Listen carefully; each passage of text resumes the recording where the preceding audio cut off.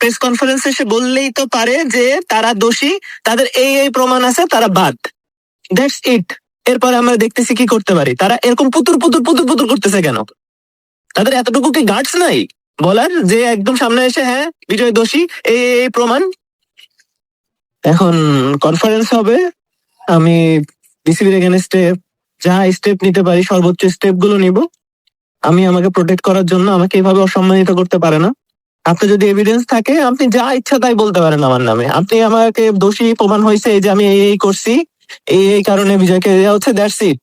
কিন্তু আপনি পুতুর পুতুর পুতুর পুতুর করে এই কি অভিযোগ, হ্যাঁ এটা করতে পারে, কি হবে সেটা মনে হয় করছে, এরকম আমতা আমতা করে তো কাউকে সাসপেন্ড করতে পারেন না বা কাউকে দূরে রাখতে পারেন না খেলার থেকে।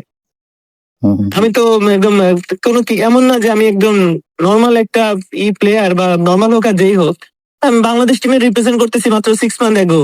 গেছি, আমাকে যে প্রশ্নগুলো করা হয়েছে আমি সেগুলো উত্তর দিছি সুন্দর করে।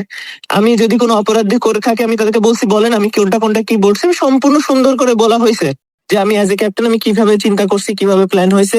কিন্তু আমি কোনো ইলিগালি কোনো কিছু করি নাই যেটা আমার দেশের সাথে বিট্রয় হবে, যে টিমের সাথে বিট্রয় হবে বা কোনো প্লেয়ারের সাথে বিট্রয় হবে, এমন কোনো কিছু করি নাই যেটা নিয়ে আমি শাস্তি ভোগ করতে পারি।